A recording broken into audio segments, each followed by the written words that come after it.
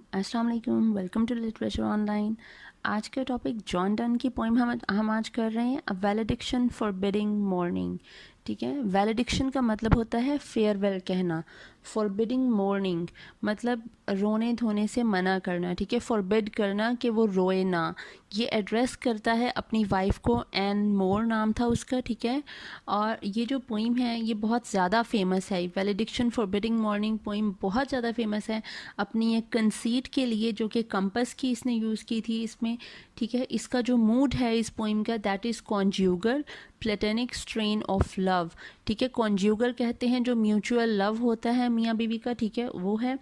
और इसका जो थीम है पोइम का वो है union of true lovers when they are separated, कि जुदाई में भी इकट्ठे रहने वाला इसका थीम है। ठीक है, इसका हम टेक्स्ट स्टार्ट करते हैं। तो वो कहता है, as virtuous man pass mildly away and whisper to their souls to go। वो कह रहा है जिस तरह नेक लोगों की रूहें बगैर तकलीफ़ के निकल जाती हैं ना, जिस तरह हमारे अंदर भी, हमारे में भी कॉन्सेप्ट है मुसलमानों में कि जो नेक लोग होते हैं उनकी रूह निकलते हुए उनको दर्द नहीं होती, इतनी ज़्यादा तकलीफ़ नहीं होती। ठीक है, जिस तरह नेक लोग बिना किसी तकलीफ़ के चुपचाप मर जाते हैं, जिनको मरने का खौफ नहीं होता, जिन्होंने अपनी ज़िंदगी नेकी में गुजारी हुई होती है, नेकियां करते गुजारी हुई होती है, वो मौत को खुशी से कबूल करते हैं। ठीक है, वो आराम से वो तैयार होते हैं, बिल्कुल रेडी होते हैं कि जब भी मौत का टाइम आएगा, हमारी डेथ का, हम चले जाएंगे, कोई प्रॉब्लम नहीं है। लेकिन कुछ लोग होते हैं जो मरना नहीं चाहते, वो कहते हैं कि जितना भी बचा जा सके उस चीज़ से, वो उसको एक्सेप्ट नहीं कर पा रहे होते मौत को। ठीक है, and whisper to their souls to go, और वो बहुत खुशी से अपनी सोल्स को कहते हैं कि ठीक है, तुम मतलब चली जाओ और हमें कोई प्रॉब्लम नहीं है, वी आर रेडी। ठीक है, for our death. While some of their sad friends do say, और जबकि उनकी जान निकल रही होती है उन वर्चुअस लोगों की, नेक लोगों की, तो उनके कुछ फ्रेंड कह रहे होते हैं, द ब्रीथ गोज नाउ, कि उनका जो सांस है वो आहिस्ता से जा रहा है, अब उनकी जान निकल रही है। ठीक है, मतलब वो जो दोस्त होते हैं उनके, वो सैड होते हैं कि हमारा दोस्त अब हमसे बिछड़ने वाला है।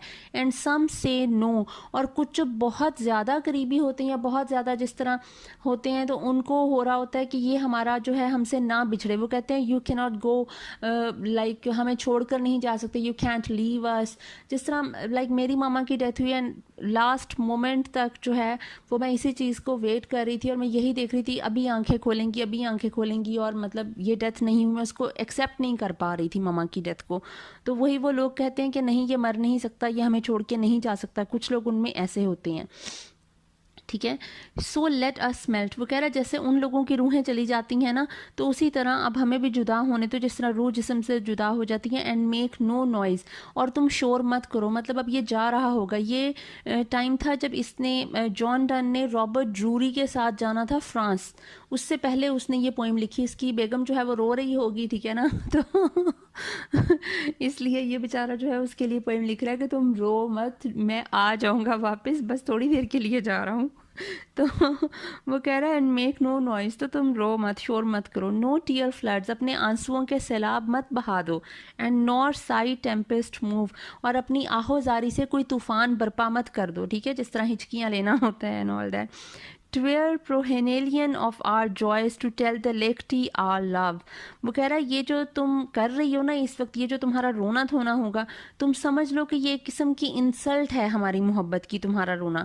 To tell the लेक्टी our love, कि एक आम इंसान जिसकी पहुंच से दूर है हमारा लव, क्योंकि स्पिरिचुअल लव है। ठीक है, हम रूहानी मोहब्बत करते हैं, हमें जो है वो लस्ट से कोई हमारा वास्ता नहीं, फिजिकल लव से हमें कोई फ़र्क नहीं पड़ता है। ठीक है, हमारा जो है वो म्यूचुअल सोल्स का लव है। तो अगर तुम ऐसे रोगी, उसका मतलब है कि हमारा लव प्योर नहीं है, तो तुम ये हमारे प्यार की इंसल्ट करोगी। और एक आम आदमी तक ये बात पहुंचना कि हम मतलब तुम रो रही हो एंड ऑल दैट, ये डिस्ग्रेस होगी हमारी मोहब्बत की अगर एक आम आदमी की तरह हम करेंगे। लेक्टी आर लव, लेक्टी कहते हैं ऑर्डिनरी पर्सन को, जो इसने कहा है कि जो दुनियावी मोहब्बत होती है, जो आम लोग आजकल लस्ट है हर चीज़ का, ठीक है, टाइम पास कर रहे हैं, तो ये हमारी मोहब्बत भी फिर उन्हीं की तरह रिजेंबल करेगी। तो तुम ये काम मत करो।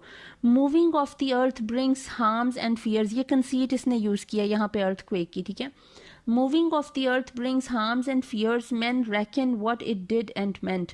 ठीक है, मूविंग ऑफ द अर्थ का मतलब है कि जो अर्थक्वेक आता है, ठीक है, ज़मीन हिलती है, यहाँ इससे नुकसान होता है, लोग डर जाते हैं, और इंसान बाद में रेकन करते हैं, मतलब कैलकुलेट करते हैं। वो रेक्टर स्केल पे कहते हैं ना 6.7 रेक्टर स्केल का जलजला आया, ये 7.1 रेक्टर स्केल का अर्थक्वेक आया, 5 पॉइंट समथिंग, तो रेक्टर स्केल्स पे जो मेजरमेंट होती है, तो इंसान उस जलजले के बाद, अर्थक्वेक के बाद उसको कैलकुलेट करते हैं कि उसने कितना नुकसान पहुंचाया, ज़मीन की कितनी डेप्थ तक था वो, ठीक है, उसका कितना नुकसान जो है वो सरफेस लेवल पे हुआ, कितना डेप्थ में हुआ, ठीक है, उसको कैलकुलेट करते हैं बाद में लोग। But trepidation of the spheres through great far is innocent. वो कह रहा है लेकिन जो ज़मीन के जो स्फीयर्स है ना, लाइक ज़मीन जो ऑर्बिट में अपने घूम रही है, ठीक है, इसके हिलने का तो हमें पता भी नहीं चलता, हालांकि ये जो स्फीयर्स में घूमना होता है ये ज़्यादा जो है ग्रेटर है, उस जो अर्थक्वेक से कहीं ज़्यादा ग्रेटर है ये वाली चीज़, ये इम्पैक्ट, ये इफ़ेक्ट, लेकिन इसका हमें पता ही नहीं चलता। इट इज़ इनोसेंट, कि इंसान को पता ही नहीं चल रहा कि उसके इर्द गिर्द हो क्या रहा है। Like earth is moving and the sun is static. उससे पहले जो कोपर्निकस ने थ्योरी दी थी, ठीक है, टोलमेक थ्योरी जो थी, उसमें था कि अर्थ जो है वो स्टैटिक है और बाकी other planets are moving around the earth, ठीक है, earth is the centre of all other planets in our solar system, ठीक है, तो जियोसेंट्रिक उसे कहा करते थे उस थ्योरी को।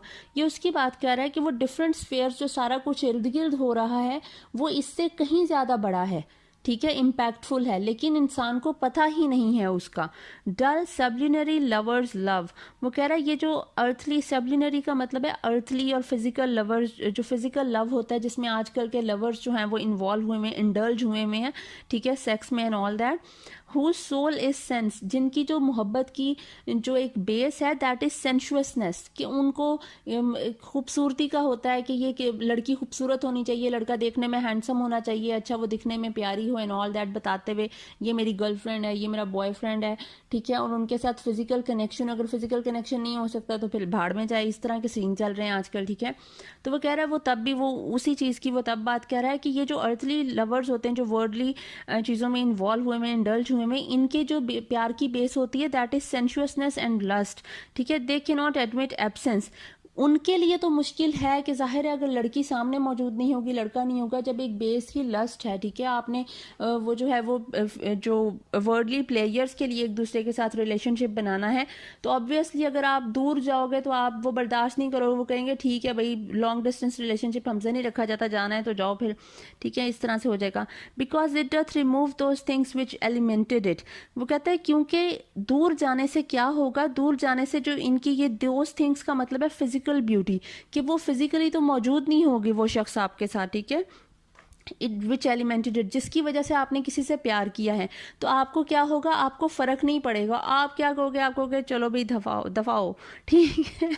तो वो कह रहा है इसलिए उसका फर्क नहीं पड़ता, लेकिन हमारा प्यार तो है स्पिरिचुअल लव, ठीक है, कि अगर वो तुम दूर नहीं, अगर वो दूर जा रहे होंगे उनके लिए तो दूरी काटना मुश्किल है, क्योंकि उनका रिलेशन ही फिजिकल है, उनको फिजिकली एक दूसरे की नीड है, ठीक है, तो उनके लिए तो मुश्किल है ये दूरी काटना जो मैं अब दूर जा रहा हूँ। लेकिन मेरा और तुम्हारा मोहब्बत तो स्पिरिचुअल है, हमारी मोहब्बत जो एक दूसरे से है दैट इज प्लेटोनिक, ठीक है, तो तुम्हें फर्क नहीं पड़ना चाहिए कि मैं तुमसे दूर जा रहा हूँ या नहीं जा रहा, क्योंकि मेरा जिस्म तो तुमसे दूर जाएगा लेकिन मेरी सोल और मेरा दिल यहीं पे तुम्हारे इर्द गिर्द ही रहेगा। वो ये बात बताना चाह रहा है इस सारी चीज़ से, ठीक है। But we by a love so much refined, वो कह रहा है लेकिन जो हमारी मोहब्बत है, हमारी मोहब्बत बहुत ज़्यादा रिफाइंड एंड प्योरीफाइड है, ठीक है, that our selves know not what it is, कि इवन हम खुद नहीं समझ पा रहे कि ये है क्या, इतनी ज़्यादा प्योरीफाइड है, इतनी ज़्यादा मतलब जो है वो मिस्टीरियस बन चुकी है हमारे लिए, इतनी ज़्यादा हम पर हावी हो चुकी है ये चीज़। Inter assured of the mind careless eyes lips and hands to miss, वो कह रहा है inter assured of the mind है हमारी जो मोहब्बत है, मतलब हम लोगों को एक दूसरे के इर्द गिर्द जाने से फ़र्क नहीं पड़ता, क्योंकि हम लोग केयर नहीं करते कि आइज लिप्स या हैंड को हम मिस करेंगे, ठीक है, हम फिजिकल ब्यूटी को मिस नहीं करेंगे, हम एक दूसरे की कंपेनियनशिप को मिस करेंगे, ठीक है, जो हम एक दूसरे के लिए फील करते हैं। और जब हम इतने ज़्यादा हम लोग एक दूसरे के करीब महसूस करते हैं तो हमें ऐसे ही लगेगा कि हम एक दूसरे के पास ही हैं, ठीक है। फिर वो कह रहे हैं are two souls therefore which are one, क्यों? क्योंकि हमारी जो दोनों सोल हैं वो बेसिकली एक हो चुकी हैं। दो आई मस्ट गो, वो कह रहा है अगरचे मुझे जाना पड़ेगा, endure not yet a breach, लेकिन मेरा जाना जो है वो हमारे रिश्ते में किसी किस्म का ब्रीच या रुकावट की वजह नहीं बन सकता। ठीक है, हमारे प्यार में ये किसी किस्म का ब्रीच ऑफ लाइक कहते हैं ब्रीच ऑफ कॉन्ट्रैक्ट होना, ठीक है, लाइक कैंसलेशन हो जाना या किसी चीज को आप कह लें कि खत्म हो जाना, तो हमारे प्यार में इससे कोई फर्क नहीं पड़ेगा। बट एन एक्सपेंशन, बल्कि इससे हमारा प्यार और मजबूत होगा और गहरा होगा। ठीक है, वो कहते हैं ना जुदाई काट के ज्यादा पता चल जाता है कि एक इंसान जो है वो कितना ज्यादा किसी के साथ मोहब्बत करता है। ठीक है, like gold to airy thinness beat, ठीक है, जिस तरह कहता है सोना जो है उसको बार बार उसको चोट लगाई जाए ना, सोने को बीट किया जाए गोल्ड को, तो वो टूटता नहीं है, गोल्ड टूटता नहीं है। ठीक है, बल्कि गोल्ड क्या हो जाता है, गोल्ड की लेयर जो है वो थिन होनी शुरू हो जाती है, वो बारीक हो जाती है, एरी थिन हो जाती है। ठीक है, लेकिन लाइक बहुत ज्यादा थिन बारीक, लेकिन गोल्ड टूटता नहीं है। उसी तरह ये जुदाई भी हमारे साथ वैसे ही करेगी कि हमारा प्यार एक दूसरे के लिए, ये दुनिया की जो हम दूरी हमें काटनी पड़ रही है, इससे हमारा प्यार खत्म नहीं होगा बल्कि और ज्यादा मजबूत हो जाएगा। ठीक है, और जिस तरह सोना जो है वो कुंदन बन जाता है ना आग में जलकर, ठीक है, और वो चोट खा खा कर वो एरी थिन हो जाता है और वो बिल्कुल हो जाता है, तो हमारा प्यार भी उसी तरह ही रहेगा। ठीक है, लाइक ज्यादा प्योर हो जाएगा। If they be two they are two so, अब यहाँ पे आ गई वो कंपस की जो कंसीट इसने यूज किया इस पोइम में, जो मोस्ट इंपॉर्टेंट है, जो पेपर्स में भी आ जाती है। If they be two they are two so as stiff twin compass arc two, वो कह रहा है अगर हम दो हैं ना तो हम दो ऐसे हैं जिस तरह कंपस के दो जो नीडल्स होती है ना, कंपस के दो हैंड्स होते हैं, हम कंपस के उन दो हैंड्स की तरह हैं। They thy soul the fix foot, उसमें से तुम कौन सी हो? तुम वो हो कंपस का फुट जो बिल्कुल भी मूव नहीं करता, जो स्टिफ है। Makes no show to move, जो बिल्कुल मूव नहीं करता, but doth if the other do, लेकिन जो फिक्स फुट होता है वो तब जरूर मूव करता है जब दूसरा फुट कंपस का होता है, जो डायरेक्शन के लिए हिल रहा होता है। ठीक है, मैग्नेटिक पावर से वो एनर्जी यूज करके वो जब हिल रहा होता है तो उसके साथ तुम्हें हिलना जरूर पड़ता है, तुम्हें मूव करना पड़ता है, तो तुम वो फुट हो जो स्टिफ रहता है।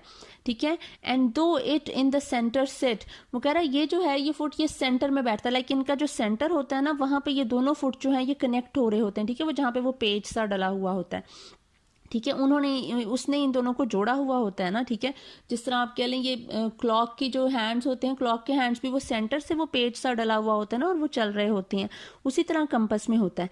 Yet when the other far doth roam it leans and hearkens after it, वो कह रहा है जब जो दूसरा मूव करता है ना, वो जो दूसरा मूव करने वाला है ना, क्योंकि ट्रेवल्स पे किसको जाना पड़ता है, वॉयजेस पे डन को जाना पड़ता है, तो डन वो फुट है जो मूव करता है, और उसकी वाइफ क्योंकि उसका वेट करती है घर में, तो इसलिए वाइफ वो फुट है जो कि उसका वेट कर रही है, जो स्टिफ है। लेकिन जब एक फुट को हिलना पड़ेगा, मूव करना पड़ेगा डायरेक्शन के लिए, तो दूसरा फुट उसका साथ देगा, और जब वो उस तरह मूव करेगा इट लीन्स, तो वो थोड़ा सा झुकेगा, लाइक वो इसी फुट की तरफ थोड़ा सा करेगा, बेंड होगा, एंड हार्कन्स आफ्टर इट, और इरेक्ट हो जाएगा, and grows erect as that comes home, और वो बिल्कुल इरेक्ट हो जाएगा, लाइक एक जगह पे वो साकत हो जाएगा, अपनी पोजीशन को देख लेगा कि मैं यहाँ पे हूँ, मुझे यहीं पे रहना है, अब यहाँ पे सेट हो जाता है। ठीक है, उसको कहेंगे that as that comes home, कि वो ऐसे इरेक्ट हो जाएगा जैसे मेरा घर अब यहाँ पे आ गया है और मुझे अब यहीं पे रहना है, मुझे यहाँ से move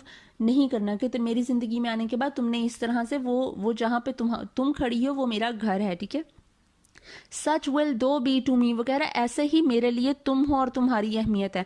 who must like the other foot obliquely run, ठीक है, कि मैं जो हूं मैं वो हूं जिसको घूमते रहना है। ओब्लिकली रन का मतलब है मूव करना, मूव इन सर्कल। ठीक है, मैं दूसरे फुट की तरह सर्कल में घूमता रहूंगा।